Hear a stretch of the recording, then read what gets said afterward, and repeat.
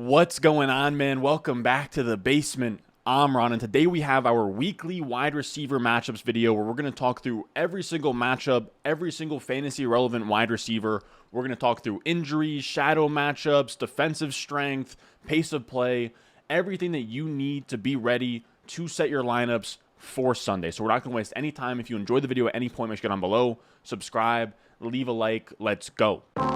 Thirsty, thirsty, trying to choose. I know I'm critical. My nitty bag. All right, so our first matchup here is going to be the Saints on the road versus the Panthers. The Saints are 3-point favorites on the road here with a 40.5 point over-under. I think this line of 40.5 is probably right, where the Saints squeak out an ugly win on the road here. And when we talk about the wide receivers, we have Michael Thomas up top. Michael Thomas this week on PFF is one of 6 players to have an excellent matchup on PFF, which takes into account how good the wide receiver is, how bad the matchup is. And with that being said, he's the wide receiver 9 through 2 weeks at this point. He has a soft matchup. He should be an every week starter for you in fantasy. Then we have Chris Olave, and the Saints only have an implied 21.5 points here in a low-scoring environment. As road favorites, they should run the ball. It should be kind of an ugly game. So I don't love Olave here. I know that he looked great last week. We had like over 300 plus air yards, like a 30% plus target share. He looked good last week. I'm still going to have him as a flex play here. I wouldn't say he's a must start or anything, but he's going to be a low-end flex play, probably around wide receiver 40, wide receiver 45. And then the last wide receiver for the Saints is Jarvis Landry. He follows up a 26% target share and 15-yard ADOT game with a 13% target share and a 4.4 ADOT. This is more of the Jarvis we expected, where he kind of gets squeezed for targets by Olave and Michael Thomas and Kamara out of the backfield on a really low ADOT. So he's somebody that is going to be a low-floor flex play. I don't like him here. I would have him as a sit. If you're desperate, there's worse options out there, but if I can help it, I'd want him on the bench. Then on the other side, we have DJ Moore, who scored a touchdown last week. He's seeing 100% of the routes. He went from an 18% target share in week 1 to a 23% target share in week 2. He is their featured wide receiver. He's building rapport with Baker. He also had 31% of the air yards. He should connect on a long pass soon. I think that he's a fine start here, even in an uglier matchup. And then we have Robbie Anderson, who went from a 20-plus point game in week 1 with a 32% target share. He came back down to earth as the Robbie Anderson that we've known for the past couple of years, where he had a 6-point game with a 19% target share. I think that this offense moving forward is going to shy away from Robbie Anderson and Shi Smith and start funneling more of those targets to DJ Moore as they figure out that he's actually their best player, not named Christian McCaffrey on offense. Next, we have Texans at the Bears. The Bears are 2.5 point favorites at home. The over-under is also 40.5. This is an ugly one. The Bears are literally running a high school offense where they've only passed the ball 28 times through 2 games, while the Texans are playing faster. They're playing with pace. They're looking to throw the ball more, while the Bears are just going to want to run the ball against PFF's worst graded run defense in the Texans. Now, when we talk about the Texans wide receivers, we have Brandon Cooks up top, and he's a start for me, even in a low-scoring matchup here. He's a guy who thrives on volume. He's at a 30% target share. That's a top 12 number. Just based on volume alone, he's a fringe top 24 option into eternity. Then you also have Nico Collins. He's a 16.7% target share guy, which isn't terrible, but we're now a year and a few games into his career. He still doesn't have a top 30 wide receiver week. There's just not real upside there to combat his low floor of only like a 16.7% target share. So I don't think you can start Nico Collins just yet. And then we have a guy as well who hasn't popped off this year, who gives you a low floor, and Darnell Mooney on the other side of the ball. And you hate to see it, but with 5 targets, 2 catches, and 4 yards. He has 4 yards through 2 weeks. The Bears refuse to pass the ball. They're playing against the Houston defense, who kind of funnels things to the run, where they have a top 15 pass coverage defense on PFF. They have Derek Stingley, and they have the worst rush defense on PFF. So you kind of have a matchup here where the Bears want to run the ball. They're going to be able to here. They're not going to have a lot of reason to pass, especially because it should be a positive game script where they sit on a like 3 to 7 point lead for most of the game. So it's tough, but I think Mooney has to stay on your bench until Luke Getsy shows us that he wants to pass the ball more, or Mooney shows us that he can thrive even in this environment, which takes us to the Chiefs on the road as 5.5 point favorites versus the Colts. Now, when we did this video on Wednesday for the running backs, this line was actually at -6.5. So it actually moved towards the Colts, which I think is really weird. I love the Chiefs to absolutely kill the Colts here. The Colts have been awful. They're the worst offense in the NFL, averaging 10 points. They got shut out by the Jaguars. They tied with the Texans. I do think that maybe the reason the line shifted was because Michael Pittman was expected to not play, and now I guess he's expected to play, so that might have moved it towards the Colts side, but I still think that the Chiefs are going to absolutely roll here. They had extra time to prepare off of that Thursday night game. Chiefs by 1,000,000, in my opinion. Now, when we talk about the Chiefs wide receivers, we have Juju Smith-Schuster, and I love this as a bounce-back spot for Juju. I wish I read a little bit more into the matchup in terms of the slot corner against the Chargers last week. Bryce Callahan on the Chargers has been really strong. He held Renfro to 3 for 39 in week 1, and he held Juju last week for 3 for 10. He gets a much lighter matchup this week against a Colts secondary that just let slot wide receiver Christian Kirk go crazy for 6 catches, 78 yards, and 2 touchdowns. I still like Juju Smith-Schuster as a high-end flex play here. He's catching passes from Mahomes. In week 1, he had I want to say 8 targets, 9 targets through just the first half, and then obviously they killed the Cardinals by the end of it. I do think that Juju is still going to be a fringe top 24, top 30 guy moving forward.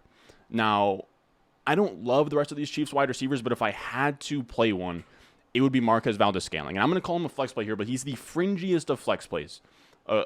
Across all the flex plays that I have listed on this video, I would probably rank him last. Leads the Chiefs in route participation, so he's technically their wide receiver 1. He's in 2 wide receiver sets along with Juju. He's going to be running wind sprints, where he's just going to be running down the field, streak after streak, streak after streak. But this is one of those games where he's playing against a bottom 5 pass DVOA. He hasn't really caught one of those long ones yet. It wouldn't shock me at all if Mahomes had 350 yards, 4 touchdowns, and Marquez Valdes-Scantling caught 2 to 3 passes for 70 yards and a touchdown. I think that's in his range of outcomes. If you're down bad and you need a desperation flex, I do think MVS isn't an awful play this week. Now, when we talk about the rest of the Chiefs wide receivers, they're all sits for me. None of them crossed 60% of the routes last week. They're all sort of rotating in. I think Sky Moore is going to eat into McCole Hardman. I think Justin Watson's going to eat into Sky Moore and McCole Hardman. It's just a rotation. You really can't trust anybody outside of Juju, Kelsey, and then I guess MVS. On the other side of the ball, we have Michael Pittman, who seems like he's going to be on track to play this week. I'd fire him up as a volatile wide receiver too, just because there is always that risk for re-injury. There's a risk that he's just out there as a decoy because he's not feeling right. But the Colts desperately need him back. They just lost 24-0 to the Jaguars. This is a guy they need on this offense, and he gets a Chiefs defense that just let another big X-wide receiver in Mike Williams run absolutely wild on them. They're giving up the 9th most fantasy points to opposing wide receivers through 2 weeks. Michael Pittman is a very good start if he's good to go. Now, we have Paris Campbell, who I would say you can now drop in your redraft leagues. He was out-targeted by Ashton Doolin last week. Michael Pittman gone. Smash spot for Paris Campbell just to show us that he's something, that he's worth the second-round pick that the Colts spent on him a few years ago. He gets out-targeted 7-2 by Ashton Doolin. Go ahead, if you have Paris Campbell out there, drop him, pour one out, do whatever you have to do. Which then brings us to Ashton Doolin, who he's not someone I would flex just yet. Even if Pittman doesn't play, he only ran 70% of the routes last week. He needs to establish himself a little bit more on this pecking order in this depth chart for him to crack that top 45 wide receiver area to qualify to be a flex. After that, we have the Bills on the road as 6.5-point favorites versus the Dolphins. The over-under is 52.5. They both have top 5 offenses averaging 30-plus points per game with top 3 pass rate over expected. So they're throwing the ball, they're scoring a ton. There's not going to be a lot of plays per se, but there should be efficiency more than volume in this one. Now, I do want to say that 52.5 over-under is a lot, and this game could for sure shoot out, where the Bills get up like the Ravens did last week, and then the Dolphins come back. Fourth quarter, miraculous effort, garbage time. Probably don't quite win against the Bills, but airing it out, passing yards, pass attempts, all that good stuff. The slight thing that I would push back on is that there's a chance that the Bills just come in here and steamroll the Dolphins. There is a good chance that they just steamroll the Dolphins. This is a Dolphins team. As much as they have Tua, they have the new coach, everything, they are still the Dolphins. The Bills embarrassed the Rams on the road in their place, like 30-something to 10. Stafford looked awful. There's a chance that they just give Tua problems. The safeties are amazing. They have Edmonds across the middle. Their pass rush is insane with Russo, with Von Miller. It's a really tough defense. They're the best defense in the league at this point. If the Bills go out there and win like 35-14, it wouldn't shock me at all. So as much as I think this game can shoot out, there is some massive downside here. And when we look at the Bills side of things, we have Stephon Diggs up top, who is the wide receiver 1 in all of Fantasyland, averaging 35.5 points per game. He's a start Regardless of matchup, he should see shadow coverage from Xavier Howard, but that shouldn't really matter against a Miami team that is 31st in PFF pass coverage and pass DVOA. I think the Bills are going to pass the ball whoever they please to whoever they want all game, little resistance. And when we talk about Gabe Davis as well, he's a start this week for that reason. They're going to have no problems with the secondary. They're going to score a ton of points. If Gabe Davis is healthy and he's good to go, he should be in your lineup. And when we talk about the rest of the Bills wide receivers, even with Gabe Davis not playing, none of these guys are really worth a start. Where we had McKenzie and Crowder last week both see under 50% of the routes, even with Gabe Davis gone. So that tells us that the coaching staff doesn't really trust McKenzie or Crowder to play in 2 wide receiver sets. They actually opted for Jake Kumaro, a guy who used to play for the Packers. I want to say was probably like a free agent for a while, and now he's with the Bills. And they prefer him on the outside. I guess they sort of just prefer him more as like a prototypical outside wide receiver more than McKenzie or Crowder, who are more like inside specialists.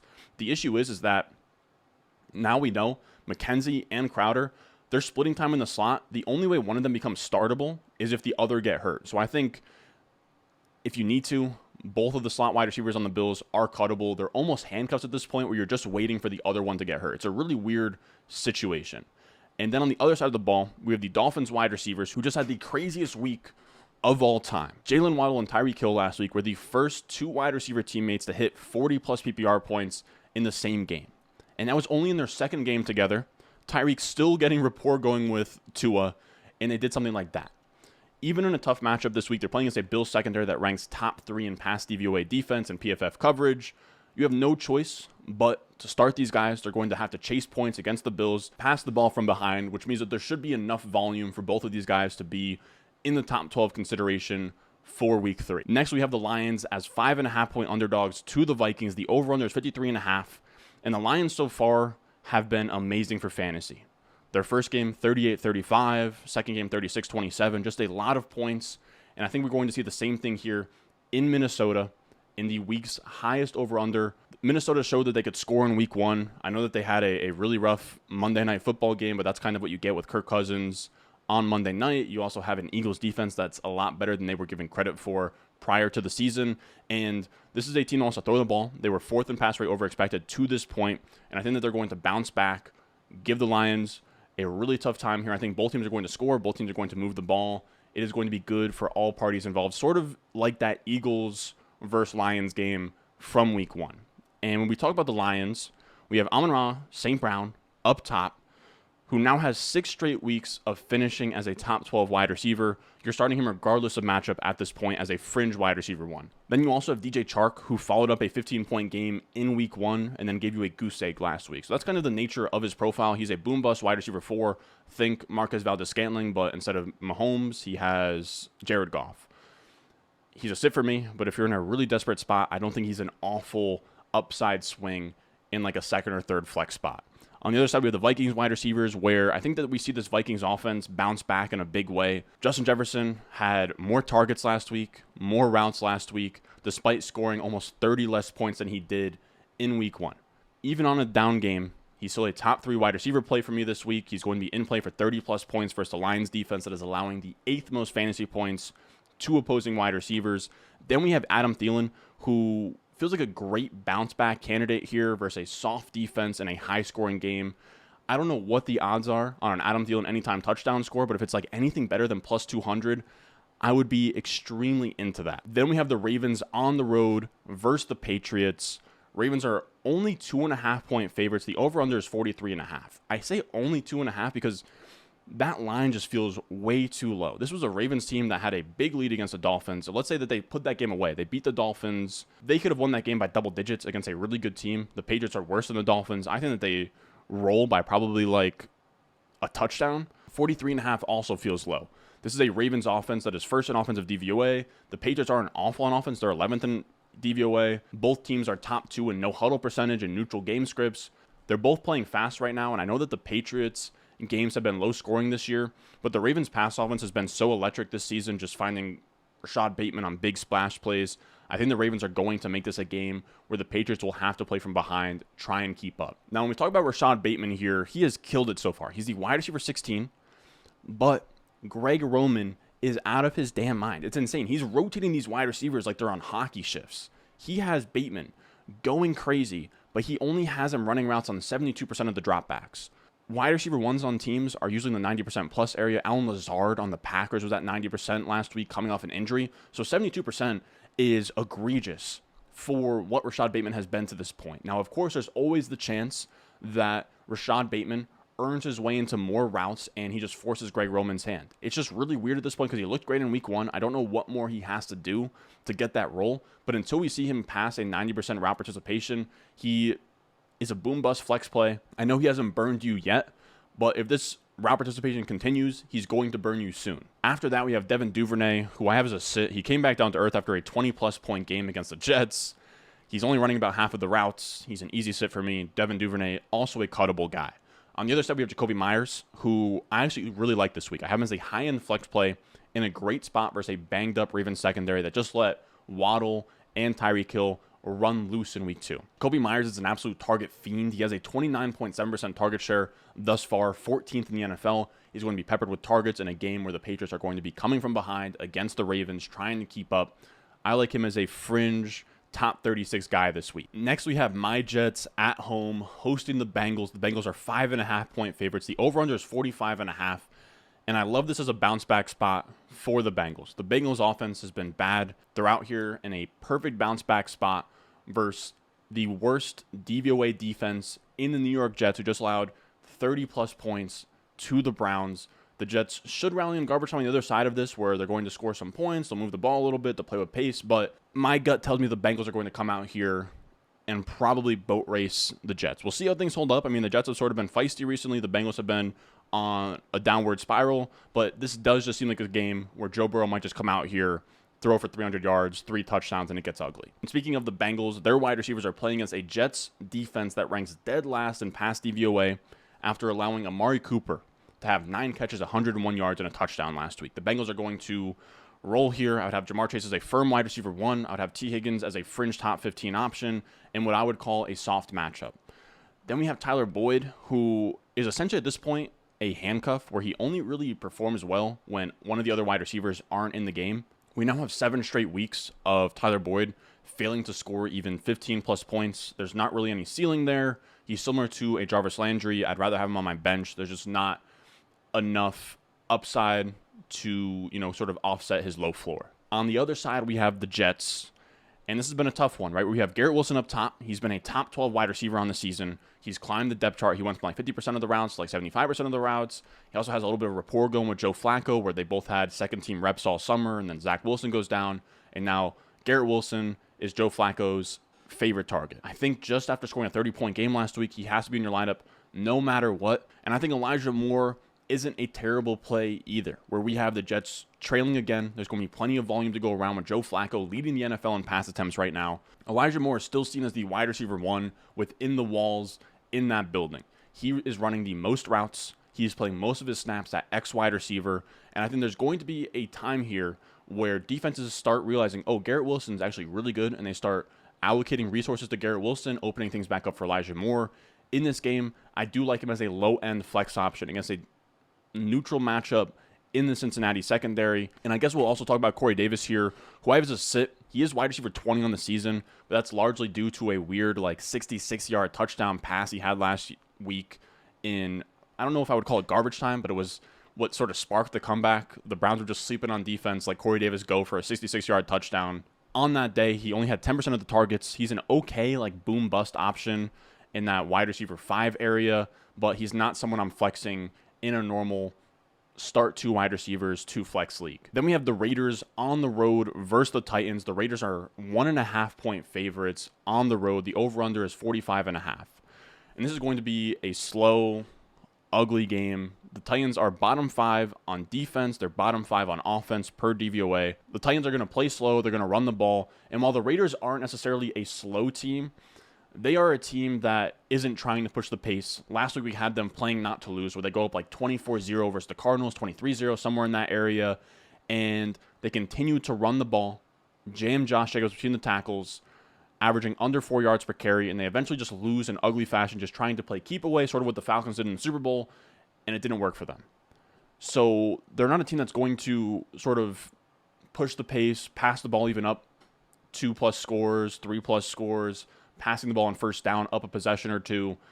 They're just not that kind of team. So this is going to be a slow game. It's going to be a low-scoring game. I would lean on the under here. It was at 46.5, which would have been a smash for the under. Now it's at 45.5, which is a little bit closer. But even in a bad environment, I still like Davante Adams as a must-start here. I actually like Davante Adams and Hunter Renfrow in this matchup, right? I'd have Davante Adams as a start.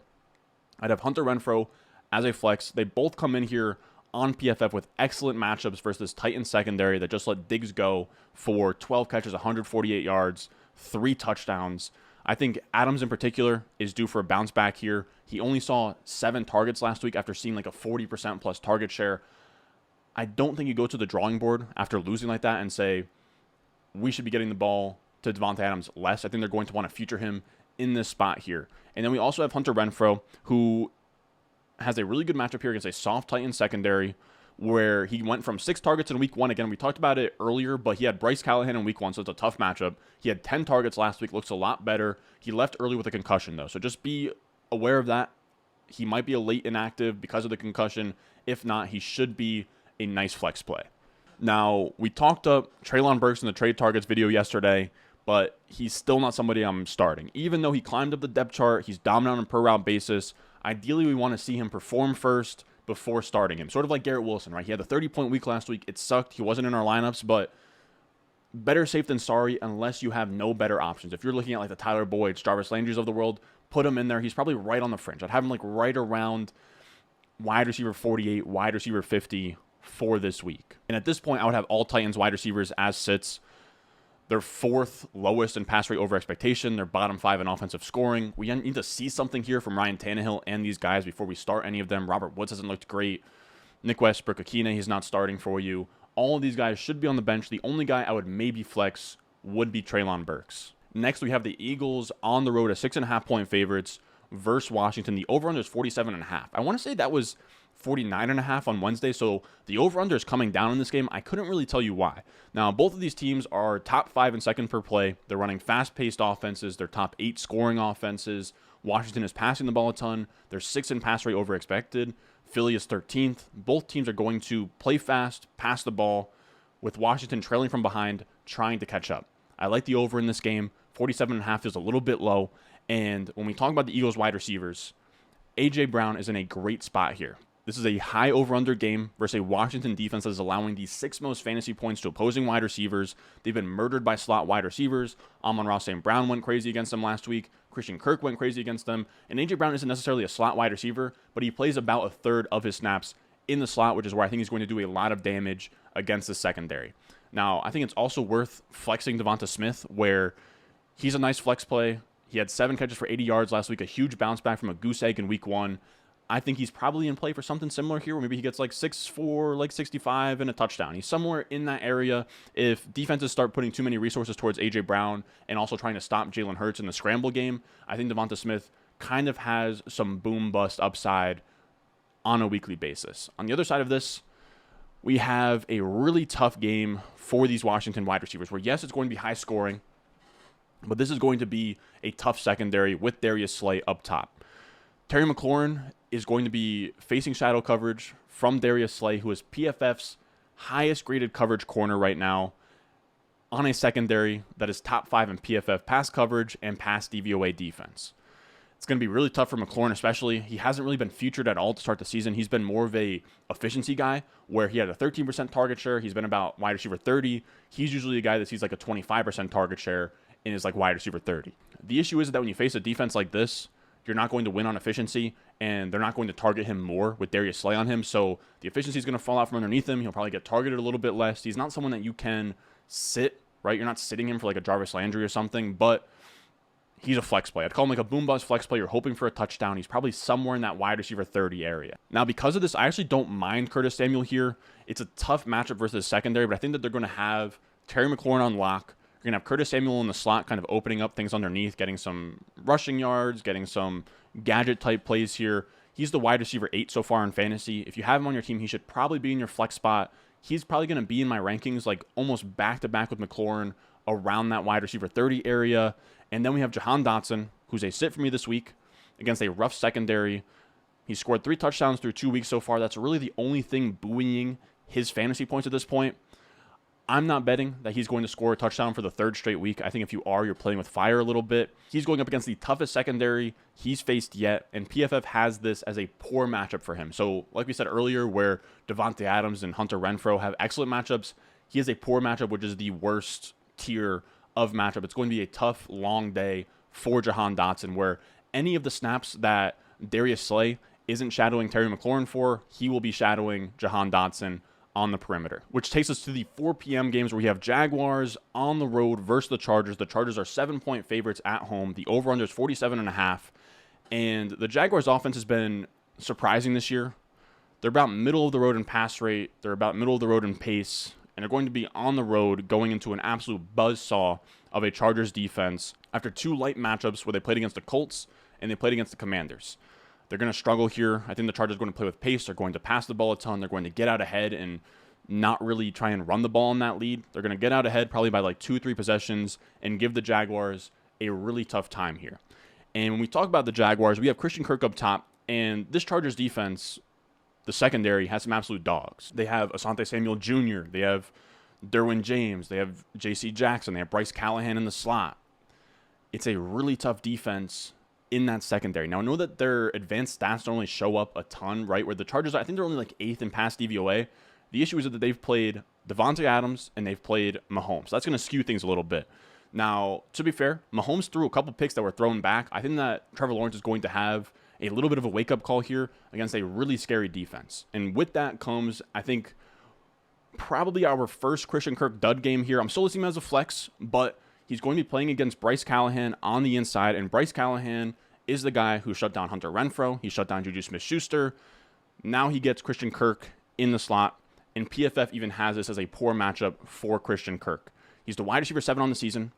You don't want to start him. I'm just putting him as a flex here. Temper your expectations. If you have better options, let's say you have 3 wide receivers deep of like CeeDee Lamb, Mike Williams, A.J. Brown. You just have crazy wide receivers. Start them ahead of Christian Kirk. Don't feel pressured to play him, even though he's the wide receiver 7 at this point, but also don't think that he's a must-sit. I think he is fine, probably in the fringe wide receiver 25 area. Now, we're also sitting Zay Jones. We're sitting Marvin Jones just because of how tough this matchup is. I believe Zay Jones has a poor matchup on PFF. Marvin Jones is the below average. Both these guys I have no interest in starting this week. And on the other side, we're just going to kind of go through the injury carousel here because we know when Herbert's healthy, Keenan Allen's healthy, Mike Williams healthy, all 3 of them are starts. It's a Chargers offense that scores a ton. Justin Herbert is that guy. The issue is that we have Justin Herbert dealing with rib injury, and we have Keenan Allen dealing with a hamstring. We don't know if they're going to play, so I just wanted to break it out to this. If Herbert is out, Mike Williams, Keenan Allen, and Josh Palmer are all flex plays. If Herbert plays, both Keenan Allen and Mike Williams are starts with Josh Palmer as a sit. If Herbert plays but Keenan Allen is hurt, Mike Williams is a top 10 play. He gets upgraded to like a wide receiver 1, and then Josh Palmer would also go from a sit to a flex there. So it all just depends on who's active, who's not active for this game. But regardless, it's going to be a fine matchup versus a Jaguars team at their own place. All right, so I skipped over Rams versus Cardinals yesterday when I was recording. I have it in my notes. I must have just scrolled past them. So we're going to record this today. We have a little DIY graphic I did for this as well, but I didn't want to leave this out of the video. So we're going to talk about the Rams on the road taking on the Cardinals as 3.5-point favorites. The over-under is 48.5. And these are both teams that want to play fast. They're top 5 in no huddle rate. They cleared 50 points in their last 2 regular season matchups last year where they played against each other. Of course, they played in the playoffs. The Cardinals got embarrassed, but in the regular season, these were high-scoring matchups. Now, the Rams defense is looked at as this elite defense with Jalen Ramsey and Aaron Donald and Bobby Wagner, and they're a good defense for sure, but they've kind of disappointed this year. They're 19th in total defensive DVOA. Arizona's 31st, so these are 2 beatable defenses. We'll call the Cardinals defense awful. We'll call the Rams beatable. They're not as scary as they used to be. So when you have 2 quarterbacks in Stafford and Kyler Murray against 2 defenses that aren't amazing, you have a recipe for a potential shootout. And when we talk about the Rams wide receivers, we have Cooper Kupp up top. Of course, you're starting him. He has now 25 or more fantasy points in 5 straight games. He's going to terrorize PFF's worst ranked coverage defense in the Cardinals. And then we have Allen Robinson, who I have written down here as a touchdown-dependent flex, where He scored 15 points last week, but he got there on a touchdown. I think he only had like 4 catches for like 50 yards, something in that area. But that's not all that bad because if he's going to be featured in the red zone as a red zone target, then he's going to get production off of touchdowns. I think that he actually had one called back as well, where maybe he almost had 2 touchdowns last week. Now, when we talk about the Cardinals, we have Marquise Brown, who I have as a start. And I know he's been a little bit disappointing. He's wide receiver 27 in points per game at this point, but he is wide receiver 19 in expected points per game. Expected points per game is just how much points are you expected to score per game based on your volume, how many targets you had, your red zone targets, all of that. So he is underperforming right now in the efficiency department. I think that he's going to bounce back soon. I think points are coming, and I like him as a start this week versus a Rams secondary that is allowing the second most fantasy points to opposing wide receivers. They let Stephon Diggs eat. They let Gabe Davis eat. They let Drake London eat last week. So again, this isn't a Rams defense that is the scary defense that they once were. I think they still have a bunch of really good players, right? But you have Jalen Ramsey, who is really the only piece of that secondary that's actually any good. There's a lot of holes outside of Ramsey. I think Marquise Brown has a better day here. And then we have Greg Dortch, who is the wide receiver 22 on the season. He had a 28% target share in week 1, but then that came down to 9% in week 2. He scored a lucky touchdown. You don't really want to bank on lucky touchdowns with low target shares with a guy like Greg Dortch in your flex. To me, he's a desperation flex, probably in the wide receiver 55 area. If you're desperate, maybe he can give you some points, but I wouldn't want to put him in my lineup. And then the last guy we'll talk about is AJ Green. He saw 6 targets last week. He was kind of involved, but he only turned that into 3 catches for 16 yards. He just can't be in your lineup despite running more routes, earning more targets. He's still AJ Green. He's pretty dusty at this point. Maybe he catches a straight touchdown. We'll see. But again, he's not somebody I want in my lineup. So that is this game. We're going to return back to our regular scheduled program. What's the next game here? Falcons at Seahawks should be next. Next, we have the Falcons on the road as 1-point favorites versus the Seahawks. It's actually really interesting because when we did this video on Wednesday, the Falcons were plus 1.5. I believe the Seahawks were minus 1.5. So this line has now moved 2.5 points in the Falcons' direction. I can't think of any injury that would have done that. I think that just is public money coming in on the Falcons, but it's still going to be an ugly game.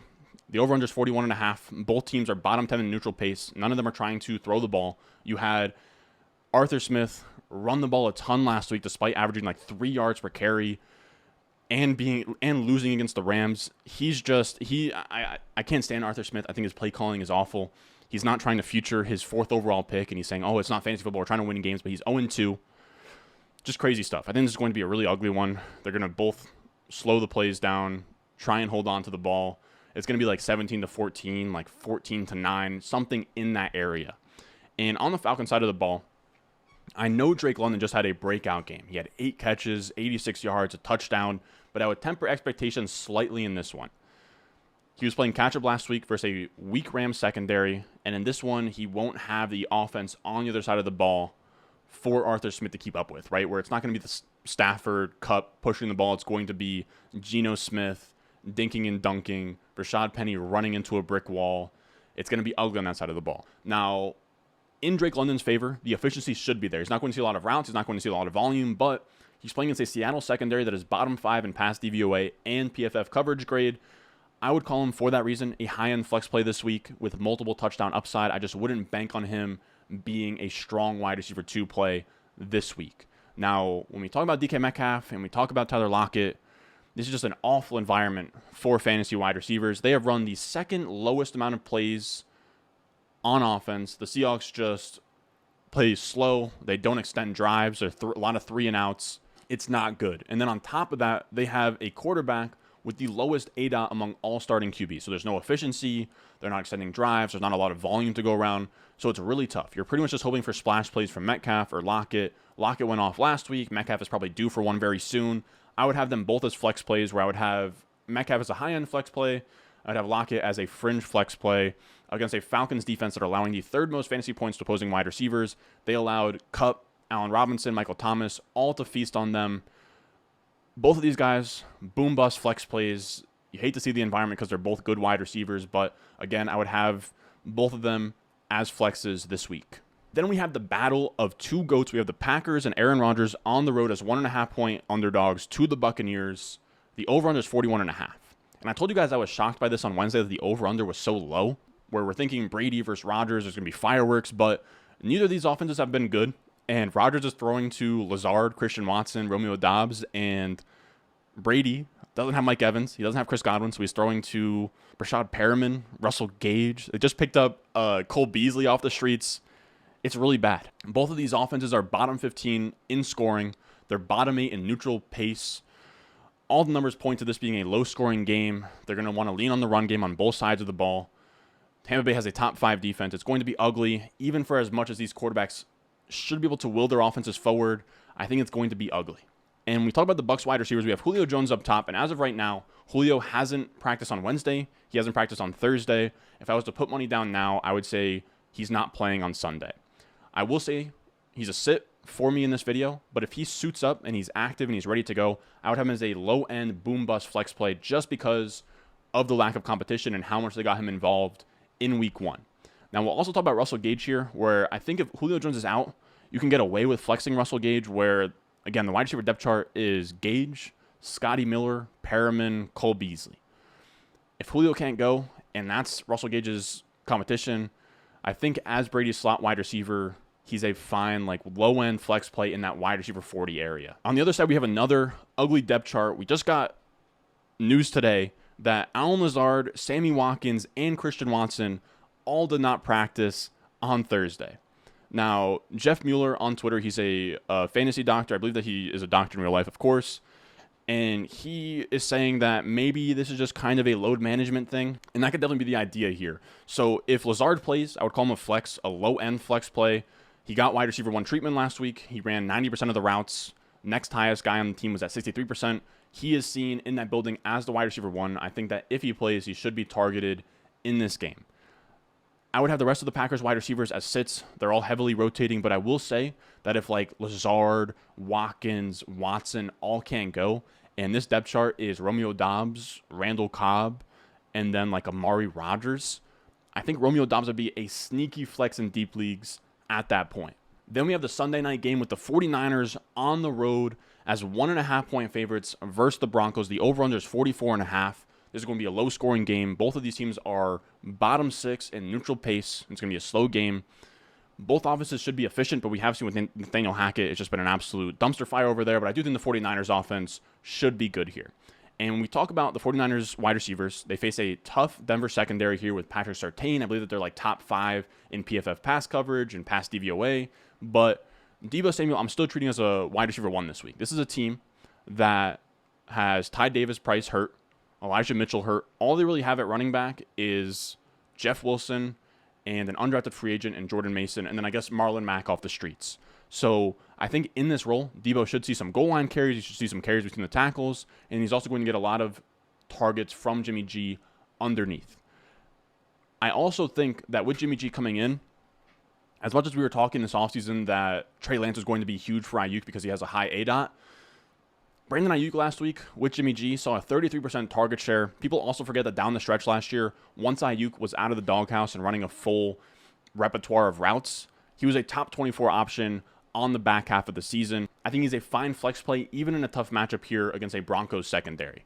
Now, when we talk about the other side, we have some uncertainty here where Jerry Jeudy missed Thursday's practice, which means he likely won't play in week 3. It's going to be a little bit tough because he's going to play on Sunday night, which means that you're not going to have information on him for a while. I think just to play it safe, if he's not practicing on Thursday, if you have a top 30, if you have a flex option that's better than him, I would roll with that.